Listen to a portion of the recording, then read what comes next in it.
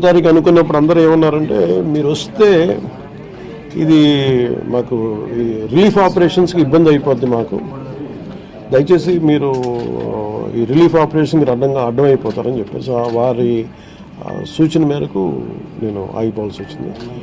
ఇప్పుడు కూడా ఒకసారి వాళ్ళ నిర్ణయం తీసుకొని వాళ్ళు టేక్ కావాలి వెళ్తే అది సహాయపడాలి, కానీ మళ్ళీ ఇంకొక కేయాటిక్ మీకు తెలుసు కదా, అందుకని దాన్ని దృష్టిలో పెట్టుకుని కొంచెం ఆలోచిస్తా చట్టపాయిస్తున్నాను అంతే విషయం.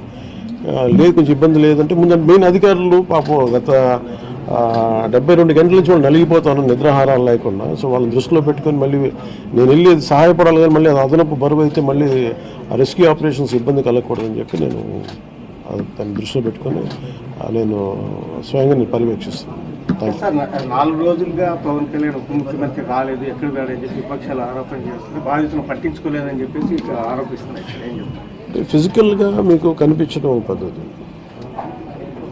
అంటే వాళ్ళు ఏమనుకుంటారు, నేను బోట్ వేసుకొని రెస్క్యూ చేయడం కుదరదు కదా, ఆ బాధ్యతలు లేకుండా ఎందుకుంటాను, అది ఏంటంటే అనాలి కాబట్టి అంటే తప్ప ఎంటైర్ మీరు చూస్తే మా పిఆర్ మెషినరీ, మన పిఆర్ పంచాయతీరాజ్ మెషినరీ మొత్తం ఎంటైర్ వర్క్ చేస్తాం మా సైడ్ నుంచి. అంటే అట్లా సార్ ధైర్యం చెప్పడానికి కూడా రాలేదని చెప్పేసి వాళ్ళు ఆరోపణ చేస్తున్నారు కదా,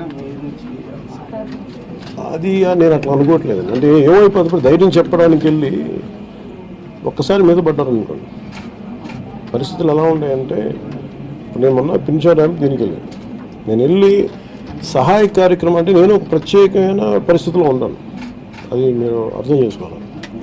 ఇప్పుడు నేను వెళ్ళి కూర్చుంటే వెళ్ళిపోదని రెస్క్యూ ఆపరేషన్స్కి ఇబ్బంది కలగకూడదన్నది ఒకటే నన్ను ఆ సూచన ఒకటి నన్ను ఆపినాను, అంతమించి వేరే అవ్వలేదు.